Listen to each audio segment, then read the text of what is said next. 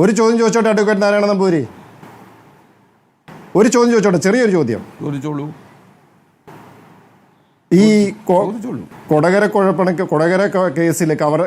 കേസിൽ പ്രതിയായിട്ടുള്ളയാള് അവിടെ വാഹനമിടിച്ച് പണം നഷ്ടപ്പെടുമ്പോൾ എന്തിനാണ് അദ്ദേഹം BJP-യുടെ സംസ്ഥാന പ്രസിഡന്റിനെയും അദ്ദേഹത്തിന്റെ മകനെയും ഒക്കെ അപ്പം തന്നെ ഫോണിൽ നിരന്തരമായിട്ട് വിളിക്കുന്നത്?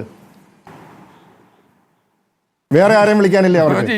ഈ അങ്ങനെ ഫോണിൽ വിളിച്ചു അല്ലല്ല അങ്ങനെ ഫോണിൽ വിളിച്ചു നിരന്തരം വിളിച്ചു എന്നൊക്കെ പറയുമ്പോൾ BJP സംസ്ഥാന പ്രസിഡന്റിനെയും മകനെയും വിളിക്കുന്നത് എന്തിനാണ്? രാത്രിയിൽ എന്തിനാണ് എന്റെ റോജി അത് നിങ്ങൾ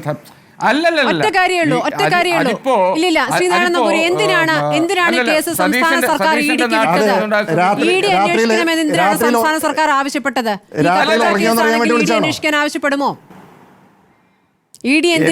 എന്റെ ചോദ്യം സുരേന്ദ്രനെ ഫോണിൽ വിളിച്ചു ഇത്തരം കാര്യങ്ങളാണ് സംസാരിച്ചത് എന്ന് നിങ്ങൾക്ക് ബോധ്യമുണ്ടെങ്കിൽ നിങ്ങൾ എന്തുകൊണ്ടാണ് ആ കേസിൽ പ്രൈവറ്റ് കംപ്ലൈന്റ് കൊടുക്കാത്തത്? ആ പ്രതി സുരേന്ദ്രൻ പ്രതിരോധമായി പോയി അഡ്വക്കേറ്റ് നാരായണ നമ്പൂരി. അങ്ങനെയാണെങ്കിൽ ഓരോ കേസിന്റെയും പിന്നാലെ ഞാൻ അരുണിലേക്ക് പോകുന്നു. അരുണിന്റെ ആദ്യ ചോദ്യം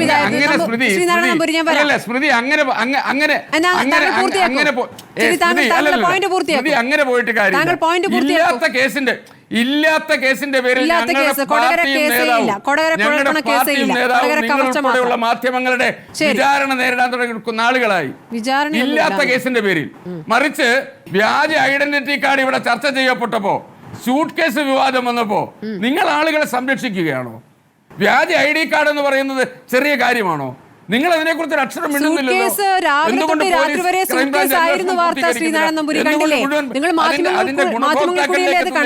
ആ വ്യാജ ID കാർഡ് ഉണ്ടാക്കിയ പ്രതികൾ ഇപ്പോഴും കൂടെ ഉണ്ടല്ലോ. വാർത്ത എന്താ സംശയം? ഞാൻ ആ വ്യാജ ID കാർഡ് ഉണ്ടാക്കിയ പ്രതികൾ ഇപ്പോഴും ഈ സ്ഥാനാർത്ഥിയുടെ ഒപ്പം ഉണ്ടല്ലോ. എന്തുകൊണ്ട് അത് ചർച്ചയാകുന്നില്ല? അതുകൊണ്ട് വ്യാജ ID കാർഡ്, വ്യാജ ആരോപണങ്ങൾ, ഇതെല്ലാം ഈ വഖഫിന്റെ വിഷയത്തിലെടുത്ത നിലപാട് പാലക്കാട്ട് ജനങ്ങളെ ഇപ്പോ BJP-യിൽ നിന്ന് പോകുന്നയാൾ കോൺഗ്രസിൽ പ്രവർത്തിക്കാൻ മറ്റൊരു പാർട്ടിയുടെ ഘടകകക്ഷി നേതാവിന്റെ സമ്മതം വാങ്ങാൻ, അനുഗ്രഹം വാങ്ങാൻ പോകുന്നു. ആ മറ്റ് ഘടകകക്ഷികളെ ഒന്നും കാണുന്നില്ല.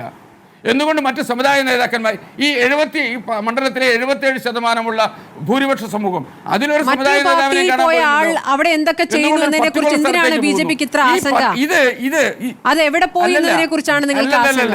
എന്റെ ചോദ്യം കോൺഗ്രസ് പാർട്ടിയിൽ ഒരു സാധാരണ പ്രവർത്തകനായി പ്രവർത്തിക്കാൻ പോലും പാണക്കാട്ട് അധികാരിയുടെ അംഗീകാരം വേണമെന്നുള്ള അവസ്ഥ. എന്തുകൊണ്ട് പുന്നല ശ്രീകുമാരനെ, എന്തുകൊണ്ട് വെള്ളാപ്പള്ളി നടേശനെ, എന്തുകൊണ്ട് NSSന്റെ സുകുമാരൻ നായരെ ഒന്നും കാണാൻ പോകുന്നില്ല?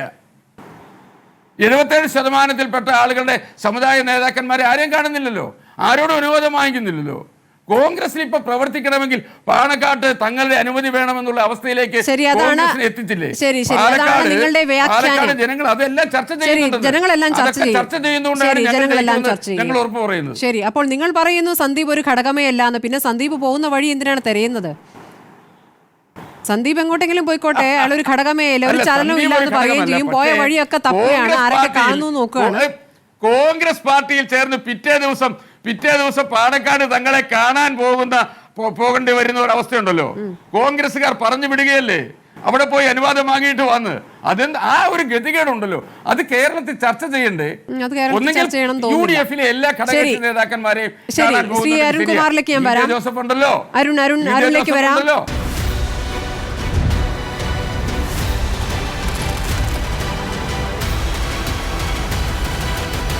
ഡിബേറ്റ് വിത്ത് സ്മൃതി പരുത്തിക്കാട്.